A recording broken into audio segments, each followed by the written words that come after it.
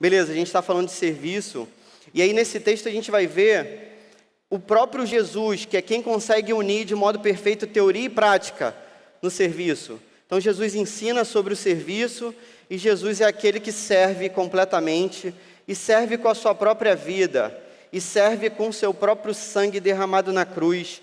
Então a gente vai ver aquele que traz o exemplo perfeito para a gente, e a gente vai ser desafiado diante desse exemplo perfeito de Jesus Cristo no capítulo 10 do Evangelho de Marcos. Beleza? Tem umas obras de arte assim, com as quais a gente se identifica. Você já se identificou assim com uma música, de modo que quando você ouve aquela música fala muito ao seu coração, assim, você acha aquilo maneiro? Você curte música? Alguém aqui curte música? Todo mundo, né? Você é crente, meu amigo, você curte música com certeza. Filme, série, de repente, algum filme falou seu coração, alguma série. Eu lembro quando eu era criança, minha avó escutava Luiz Gonzaga, minha avó é nordestina, e ela ouvia Luiz Gonzaga, ouvia Belchior. Não é do tempo de vocês isso, né? Luiz Gonzaga. Alguém aqui já ouviu falar Luiz Gonzaga? Levanta a mão aí pra gente ver quem é velho aí. Aí, uma galera aí já. Não, aquele pessoal novinho já ouviu falar em Luiz Gonzaga, maneiro. Belchior, já ouviu falar? Belchior, aí. Pô, esse cara aqui tem cultura pra caramba, ó. Aí, Igor é, né, outro patamar. É igual aquele time aí, né, outro patamar. Cara, fala sobre isso não. Minha avó, ela se identificava com essas músicas porque ela veio do Nordeste pra cá e ela sentia muita falta da terra dela, tal. E ela ouvia essas músicas nordestinas, isso falava ao seu coração. Quando eu era adolescente, eu ouvia muito uma banda chamada Legião Urbana. Já ouviu falar nessa banda? Legião Urbana? Alguém? Levanta a mão aí também. Pô, já que a gente está levantando a mão toda hora. Pô, maneiro. Aí, Legião Urbana, galera mais velha com certeza. Até hoje eu ouço Legião Urbana, minha esposa não curte tanto, às vezes até reclama, né? Mas, poxa, aquelas letras assim, eu me identifico. Existe uma palavra agora chamada representatividade. E isso tem sido falado demais, assim. Você tem ouvido isso? Ou só eu que ouço toda hora representatividade? Toda hora eu ouço essa palavra. Fala sobre isso, um modo de identificação, alguém que te representaria. Geralmente tem um ambiente meio político aí no meio dessa parada que eu não vou nem entrar no mérito. Por que eu estou falando sobre isso tudo? Esse texto aqui é um texto que nos representa, entendeu? Esse é um texto com o qual eu me identifico completamente. Porque nesse texto aqui está a história da minha vida, nesse texto. A Bíblia está trazendo a história da minha vida nesse capítulo 10 do Evangelho de Marcos. Eu acredito que a Bíblia esteja trazendo a história da sua vida no capítulo 10 do Evangelho de Marcos, cara. Esse texto aqui é um espelho. A gente olha para ele e a gente se vê nesse texto. E por isso esse texto é tão significativo. Não estou à altura desse texto de modo algum, assim. Esse texto é muito maior do que eu, do que aquilo que eu vou poder expressar nessa noite. Mas eu gostaria que você entendesse uma parte do que Deus tem colocado no meu coração a respeito desses anos assim que eu medito nessa passagem. A gente vai ler então esse texto tão significativo para mim e para você. Capítulo 10 de Marcos, verso 46. Diz assim a palavra do Senhor. Então chegaram a Jericó, quando Jesus e seus discípulos, juntamente com uma grande multidão, estavam saindo da cidade. O filho de Timeu, Bartimeu, que era cego, estava sentado à beira do caminho pedindo esmolas. Quando ouviu que era Jesus de Nazaré, começou a gritar: Jesus, filho de Davi, tem misericórdia de mim. Muitos o repreendiam para que ficasse quieto, mas ele gritava ainda mais: Filho de Davi, tem misericórdia de mim. Jesus parou e disse: chamem-no. E chamaram o cego. Ânimo, levante-se, ele o está chamando. Lançando sua capa para o lado, de um salto pôs-se em pé e dirigiu-se a Jesus. O que você quer que eu lhe faça? Perguntou Jesus. O cego respondeu: Mestre, eu quero ver. Vá, disse Jesus. A sua fé o curou. Imediatamente ele recuperou a visão e seguiu a Jesus pelo caminho. Amém. O capítulo 10 do Evangelho de Marcos é um capítulo em que Jesus está tentando explicar para os seus discípulos o que é o discipulado. Então, se você olhasse o início do capítulo 10, você ia ver que Jesus está falando que a gente deve ser discípulo no nosso casamento, e ele fala sobre a questão do divórcio no início do capítulo 10 até o verso 12. Depois, Jesus diz que a nossa atitude para ser discípulo deve ser como a atitude das crianças, de uma total dependência diante de Deus. Sabe, meu filho, ele tem toda a certeza que ele vai almoçar. Ele não sabe de onde vem o almoço dele, ele não sabe que a gente tem necessariamente que trabalhar, eu e minha esposa, e a gente tem que fazer a comidinha dele, mas ele sabe que ele vai comer. A gente, como discípulo de Jesus, a gente sabe que Deus cuida da nossa vida. A gente não sabe exatamente como, mas a gente sabe que Ele está totalmente presente no nosso cotidiano e Ele sustenta a nossa vida. E se a gente almoçou hoje e jantou, não sei se você já jantou, eu ainda não, mas se você almoçou hoje, poxa, foi porque Deus colocou aquela comida no seu prato hoje.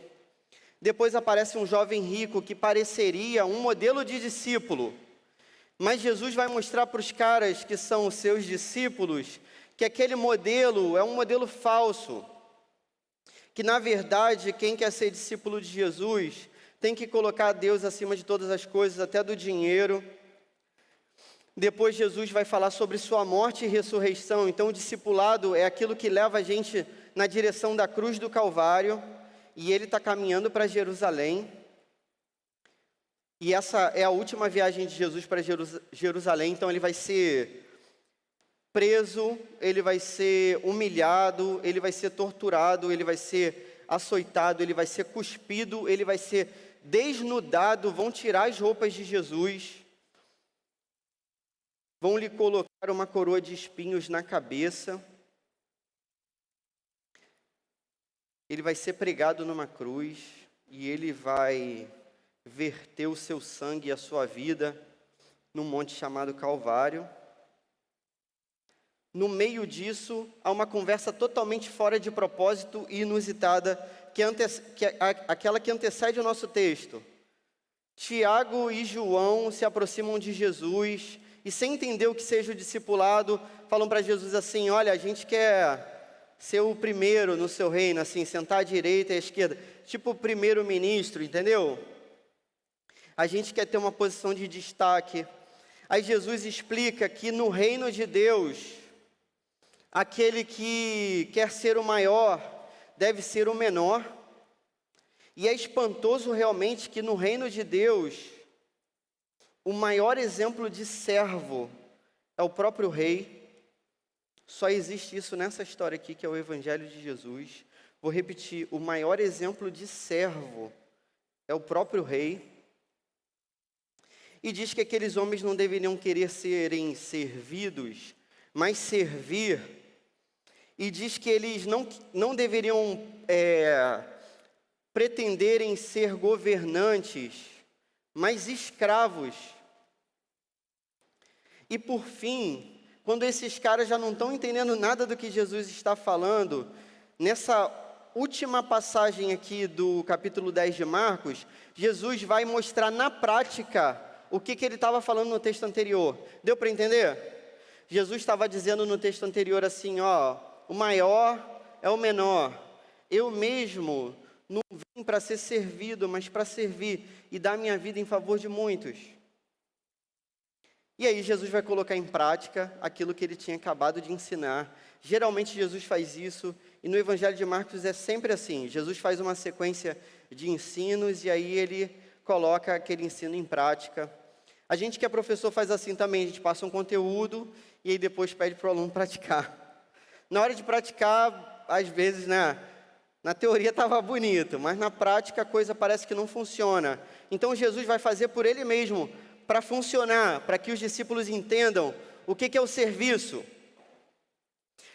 Verso 46 vai dizer que eles chegam a Jericó, então estão pertinho já de Jerusalém, alguns quilômetros. Jesus está com uma multidão seguindo, e essa multidão acredita que Jesus, quando chegar a Jerusalém, vai tomar pela força o reino de Israel e vai derrubar o Império Romano. Só que no meio do caminho tinha não uma pedra, mas um cego chamado Bartimeu. O Evangelho explica para a gente que Bartimeu é filho de Timeu, que é o que significa o nome. Diz que ele era cego e ele estava à beira do caminho pedindo esmolas. A parada aqui é a seguinte: poxa, hoje em dia, questão de emprego, assim, de trabalho, tá difícil pra caramba, não tá? Fala a verdade. Quem aqui tá trabalhando mesmo? Trabalhando, levanta a mão aí. Pô, maneiro aí, uma galera aí, trabalhando, graças a Deus. Mas, poxa, tá muito difícil. Há poucas semanas, eu acho que 2 semanas, eu encontrei uma menina para quem eu dei aula de redação. Essa menina tirou 1000 na redação do Enem, há muito tempo atrás. E aí, ela fez engenharia civil no Cefet, e agora ela faz mestrado em engenharia de trânsito na UFRJ. Então, pô, alto nível, beleza? Deu para entender o nível da menina? Tirou 1000 na redação do Enem, e é de exatas, tudo bem? Fez engenharia civil e agora faz engenharia de trânsito, mestrado na UFRJ. Cara, ela estava dizendo a dificuldade que ela tem de encontrar emprego, cara.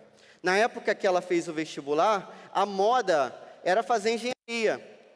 Na sua época, não é isso? A moda era fazer, poxa, não ri do colega não, gente, que isso? A moda era fazer engenharia. Então, assim, eu perguntava para a galera do cursinho lá que a gente trabalha, aí eu perguntava assim: o que vocês querem fazer? Todo mundo era engenharia, mas era assim, engenharia civil, engenharia elétrica, engenharia mecânica, mas tudo engenharia. Agora, o mercado está péssimo para engenharia, infelizmente. E aí, se você perguntar no cursinho lá que a gente trabalha, pô, o que você está tentando no vestibular? Ninguém engenharia, ninguém quer engenharia. Até quem gostaria não quer mais engenharia. Pô, está muito difícil. No tempo de Jesus, é o seguinte: você provavelmente teria a profissão dos seus pais. E você corria um grande risco de passar fome tendo uma profissão.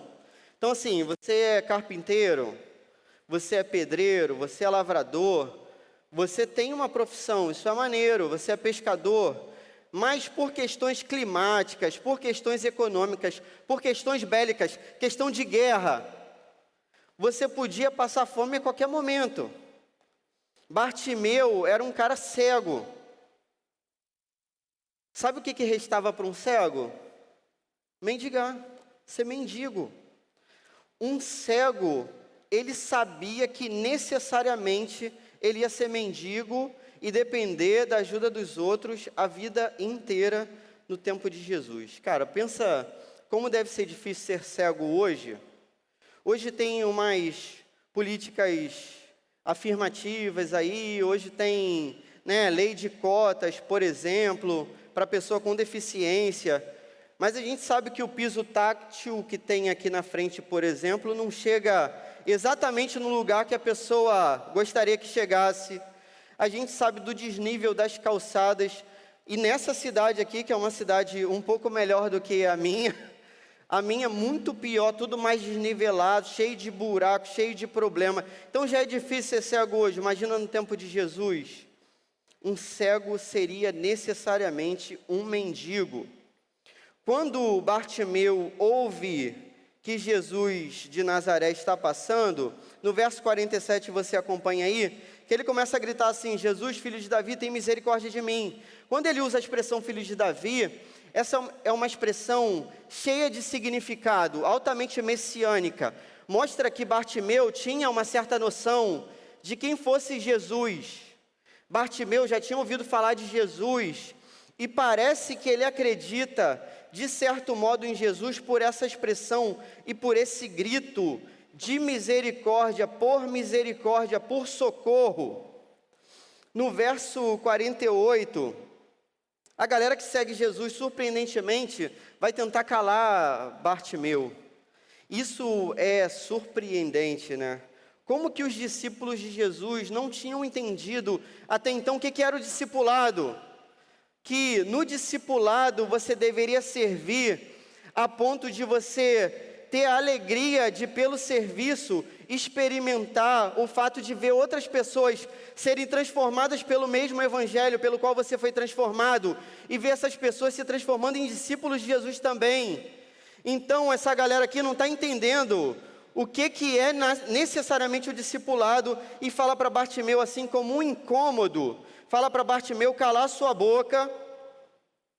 Só que Bartimeu não desiste, e ele continua gritando: Filho de Davi, tem misericórdia de mim, cada vez mais alto.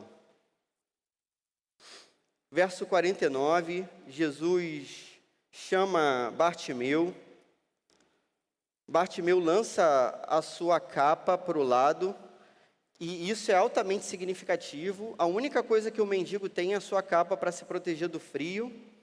Uma pessoa que dorme na rua, uma pessoa em situação de rua, joga sua capa para o lado como se, ao atender o chamado de Jesus, ele nunca mais precisasse ser mendigo de novo, com toda a fé de quem acreditava que iria enxergar ao se encontrar com Jesus. No verso 50, ele se dirige a Jesus. 51, Jesus lhe pergunta o que ele quer que Jesus lhe faça. Poxa, às vezes as pessoas lidam com esse verso 51 de uma maneira jocosa, brincalhona, como se isso fosse engraçado. Você perguntar para um cego, o que o cego quer que você faça?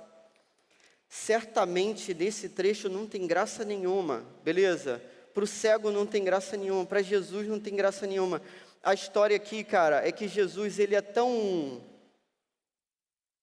humanamente divino e divinamente humano, que Jesus, com toda delicadeza e amor, permite que o cego fale algo para ele e peça algo para ele, para que ele escute a voz do cego Bartimeu, para que ele atenda ao pedido do cego Bartimeu, ainda que por todos os pressupostos você soubesse aquilo que Bartimeu pediria.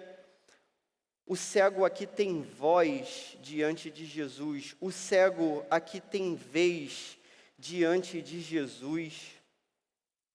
O cego responde: Mestre, eu quero ver. Uma das partes mais bonitas desse texto é que, quando Bartimeu diz que quer ver diante de Jesus, a primeira pessoa que ele enxerga é o próprio Cristo. Não foi exatamente isso que aconteceu na nossa vida? Quando a gente gritava por socorro, quando a gente, à beira das estradas dessa vida, clamava por misericórdia, quando a gente parecia esquecido e a gente foi lembrado por Jesus, quando pela primeira vez a gente pôde enxergar, a primeira pessoa que a gente enxergou foi o nosso grande amigo e mestre Jesus Cristo.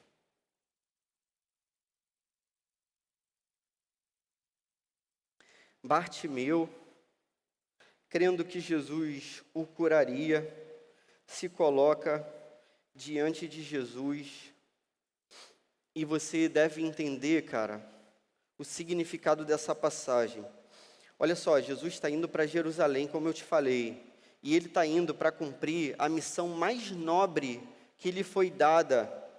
E por mais paradoxal que isso pareça, a missão mais nobre de Jesus era ser torturado, crucificado, açoitado, humilhado, desnudado, morto numa cruz.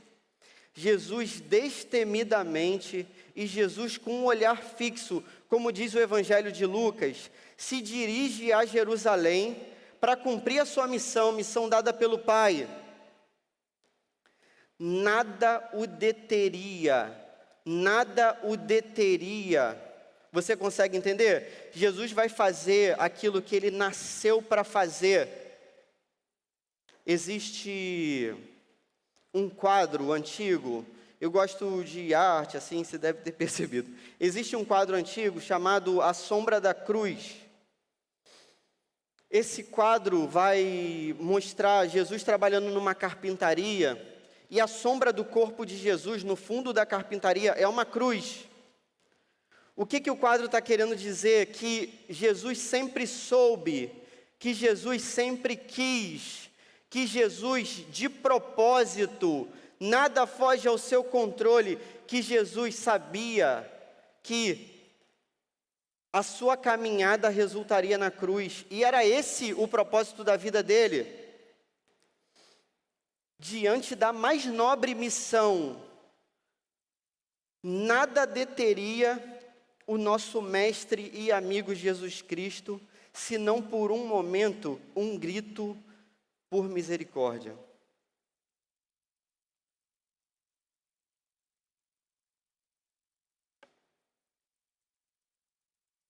Jesus para e olha para um mendigo, o Rei dos Reis, o Senhor dos Senhores, aquele que tem o nome acima de todo nome, se importa com um mendigo à beira do caminho. O Rei dos Reis olhou para a minha vida, quando eu gritava, com pesadelos, com insônias, na minha adolescência, com todo o peso do mundo nas minhas costas. O Rei dos Reis ouviu meu grito de socorro e se deteve no meu caminho.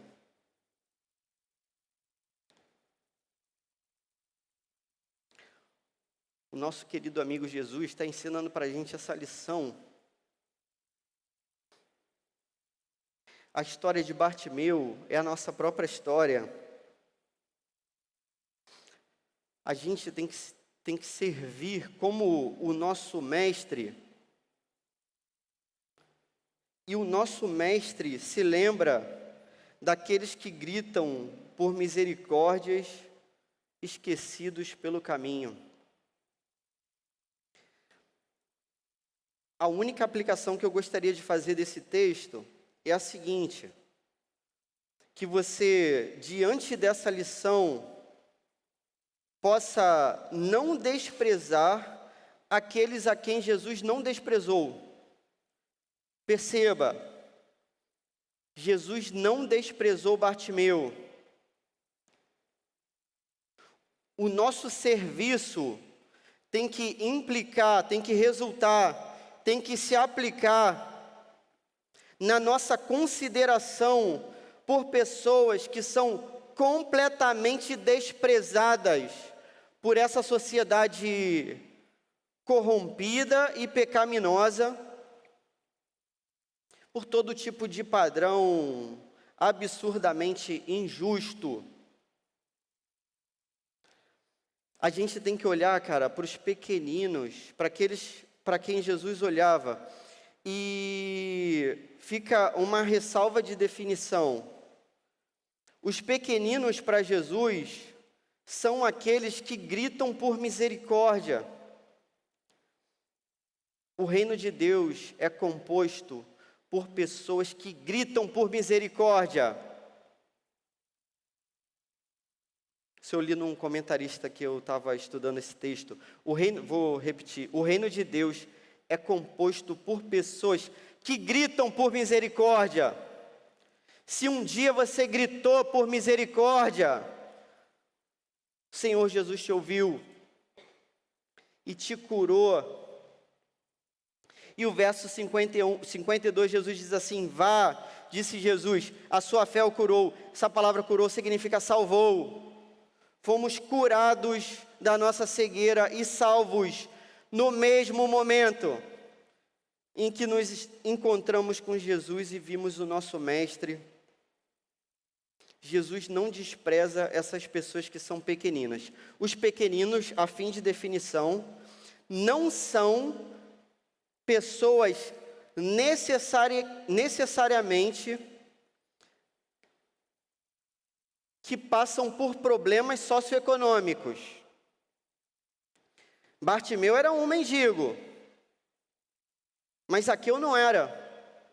Zaqueu era rico, muito rico. mas aqui eu gritava por misericórdia.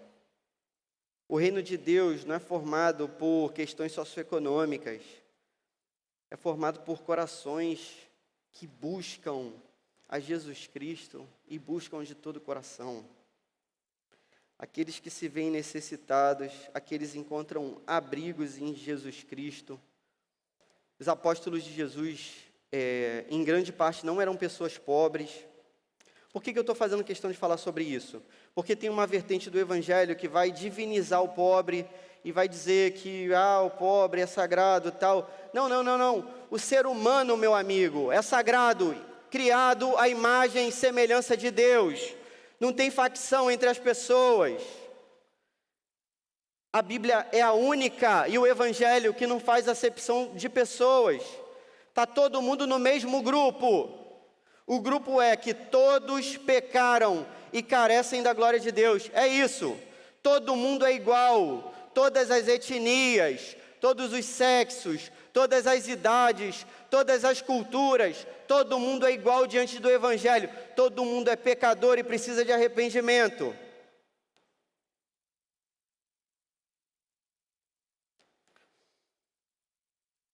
De modo um pouco mais prático, Jesus chama o rico, o pobre, a prostituta, o mendigo Bartimeu, o fariseu Paulo. Jesus chama aqueles que gritam e clamam por misericórdia. A questão não é o que está no nosso bolso, mas o que está no nosso coração, você sabe muito bem disso. De modo mais prático, não é impossível, cara, que no nosso meio, como igreja, existam ainda pessoas desprestigiadas. Não é impossível que isso aconteça. Infelizmente, como discípulos de Jesus, isso seria uma vergonha para a gente. Uma vergonha. Ainda é possível que na igreja algumas pessoas sejam tratadas no nosso cotidiano mesmo, a gente mesmo enxerga dessa maneira, por serem consideradas mais bonitas de um jeito e menos bonitas por questões estéticas de outro jeito, ou por questões de comportamento, pessoas serem consideradas esquisitas, e elas não fazerem parte do nosso grupo, do nosso clube, que certamente vai de encontro ao que seja a Igreja de Jesus Cristo. Não é impossível que alguém seja considerado fedido, sujinho, impopular, feio, nojentinho, na igreja que se estabelece na face da terra e na nossa comunidade também. Se talvez a gente não enxergue essas coisas acontecendo, é porque falta esforço da nossa parte. Esse texto é altamente significativo, porque o único que enxerga que está cego é Bartimeu. Os outros acham que são perfeitos e sãos, e tentam calar a voz daquele que clama por misericórdia. O que eu gostaria de propor para você e para a minha vida? Que a gente ore, que a gente busque e que a gente não rejeite aquelas pessoas que Jesus não rejeitou. Amém? Porque essas pessoas são nossos irmãos.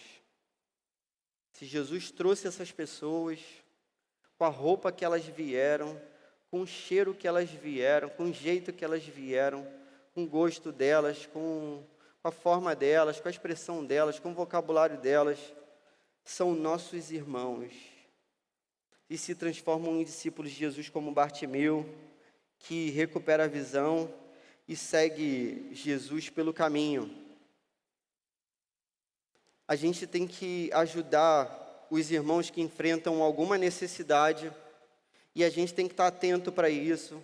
E seria vergonhoso para nós que alguém no nosso meio passasse fome.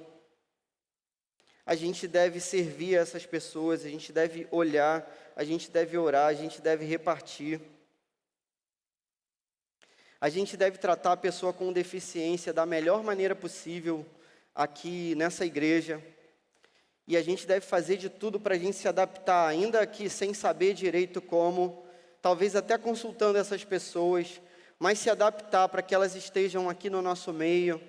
A gente deve se oferecer, como a galera se oferece aí, aprender a língua de sinais, para que a gente inclua os surdos no nosso meio também, os cadeirantes. Até recentemente, eu sei que as questões são também financeiras, eu me coloco como culpado disso, mas até recentemente a gente não tinha nem acessibilidade para banheiro aqui, por exemplo, na igreja, e para a pessoa entrar um cadeirante aqui. Então, a gente tem que olhar para essas pessoas, para que elas não sejam esquecidas pelo caminho, e a gente tem que ser crente, a exemplo do nosso mestre. É possível que, não somente na igreja, mas onde você frequenta e convive, por exemplo, na sua faculdade, no seu trabalho, é possível que existam pessoas totalmente discriminadas e rejeitadas, seja pelo preconceito que for, por motivo de doença, por questões étnicas, por questões estéticas. Em todo grupo tem isso, cara. Quando eu me converti, quando eu estudava na minha escola, com a minha esposa, que não era minha esposa, mas que depois veio a se casar comigo, eu percebi isso claramente, cara. Como que a gente vai formando grupos, como se a gente fosse melhor do que o outro que pertencesse a outro grupo. Isso na escola era totalmente claro. Aí eu comecei a fazer questão de não andar com aquelas pessoas que eram soberbas, que se achavam melhores. E comecei a buscar aquele que era considerado ninguém, um nada, um zero, um doente, aquele que era hostilizado, aquele que sofria bullying, aquele que era altamente oprimido na escola. E eu andava com essa galera, porque o Evangelho transformou o meu coração nesse sentido. Gostaria de te convidar para olhar para essas pessoas. Olha para o lado, cara. Olha para o lado. Na faculdade, tem alguém que é rejeitado na sua faculdade, cara. Eu lembro na época que a gente estudava, tinha uma menina de outra turma, que ela chegava, ninguém queria sentar perto dela, ela fedia álcool, e ela chegava de manhã para assistir a aula na faculdade, com uma garrafa de vodka, provavelmente dentro da bolsa. E no meio da aula ela tomava aquele negócio assim, meio malocado, e, pô, cara, é essa pessoa que a gente tem que ter todo o cuidado, toda a misericórdia. É possível que essas pessoas estejam na sua escola, é possível que essas pessoas estejam no seu trabalho. Como a gente tem tratado as pessoas que nos servem, como a gente tem tratado a moça e o moço da limpeza, os zeladores dos locais que a gente trabalha, como a gente tem tratado as pessoas que são consideradas subalternas, que hierarquicamente estão abaixo da gente. A gente como médico, como que a gente trata as outras pessoas, a gente como professor, como a gente trata os alunos, a gente como legal, como que a gente trata aquele que não é considerado legal. Tentando ser um pouco mais claro. Não vou nem mencionar, cara, assim, alguns grupos que são totalmente descartados, tipo presidiário, dependente químico, população em situação de rua. Para esses trabalhos eu compreendo sinceramente. Eu trabalhei, em presídios e tal.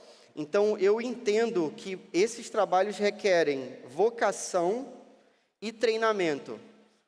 Vocação e treinamento. Não é qualquer um que sabe trabalhar com população em situação de rua, com dependente químico. Não é qualquer um que consegue trabalhar em presídio. Não é qualquer um. Você tem que ser vocacionado para isso e você tem que ser treinado para isso. Mas de modo mais simples. Às vezes na igreja tem alguns trabalhos que ninguém quer fazer. Quer um exemplo? Trabalhar com criança. Cara, sempre no ministério infantil falta gente, cara. Sempre falta. Por quê? Porque é difícil. Porque Porque a criança, ela está preparada para tudo, inclusive para te zoar. A criança fala assim, seu nariz é esquisito na sua cara. Você, é. Meus filhos, cara, eles colocam terror ali naquele negócio do Ministério Infantil, cara. Eu admiro as pessoas que trabalham nesse ministério, cara, que bênção. Qual o retorno que a gente tem, assim? É muito mais fácil a gente trabalhar com a galera da nossa idade, né? Porque, pô, a gente já está ambientado, a parada flui mais facilmente, mas trabalhar com criança, cara, é muito difícil, assim. Aí, geralmente, você vê só os pais que estão com filhos naquela idade, estão preocupados com o filho, de repente, né, não seguir o evangelho. São os únicos, às vezes, que se disponibilizam quando algum é tocado e se disponibiliza, e falta gente sempre. Poxa, não deveria ser assim, cara. Não deveria ser assim. A gente deveria buscar aquilo que é considerado menor e pior. Deveria ser essa a nossa escala. Entendeu? Olhar para a escala da classificação. Quem está lá na zona de rebaixamento? Além de alguns times aí. Poxa, é essa parada aí que eu vou fazer então. É a parada que ninguém quer fazer. Trabalhar com os teens é um trabalho difícil demais, que são os pré-adolescentes aí da igreja. Aí, é muito difícil mesmo. Porque você está competindo com jogos eletrônicos, você está competindo com todo tipo de hormônio, e você está competindo com todo tipo de zoeira, e você está tentando pregar o evangelho para essa galera. Poxa, esse trabalho é um trabalho tantas vezes desprezado para nossa vergonha. Falta gente. Inaceitável que isso aconteça na igreja de Jesus Cristo. Avalie o modo como você trata as pessoas que te servem. Avalie o modo como você trata as crianças. Avalie o modo como você trata as pessoas pelas quais você não vai receber nada em troca. Se a gente começar a mudar a nossa atitude, a gente vai viver a alegria de ver essas crianças se transformando em discípulos de Jesus e as pessoas com deficiência tendo mais acesso na nossa igreja, e aqueles que são aqueles que a gente tem certeza que gritam por misericórdia. É muito mais fácil você pregar o evangelho para uma pessoa que sabe que está com a vida destruída, do que aquele que pensa que está com a vida totalmente boa. Jesus disse isso. O evangelho é para quem se acha doente e não para os sãos. Procure os líderes da sua igreja, procure os líderes aqui do Gol, procure os líderes do Kids e do Teen, procure a galera que trabalha com a língua de sinais, se coloque à disposição de servir aqueles que são desprezados e deixados à beira do caminho. Olhe para os considerados sem valor, às margens das estradas dessa vida. Um dia esse foi o nosso caso. Um dia era eu. Um dia era você, gritando por socorro, querendo enxergar. Apresente o Evangelho de Jesus e tenha a alegria de ver essas pessoas serem feitas discípulos de Jesus, para que elas te recebam no reino dos céus. Amém. Vamos orar? Senhor, muito obrigado pelo teu evangelho tão maravilhoso. A gente fica constrangido diante do exemplo de Jesus. A gente realmente se vê completamente incapacitado, inapto, totalmente fora de lugar, Senhor, para cumprir aquele que é o teu chamado. Mas a gente depende somente de Ti, a gente depende do Teu Espírito Santo, a gente quer pela fé dar um passo de compromisso com esse ministério aqui que é o Gol, com o ministério das crianças e dos pré-adolescentes nessa igreja, Pai, com um tipo de serviço que possa abraçar as pessoas que não foram abraçadas pelo Teu Evangelho ainda, Senhor.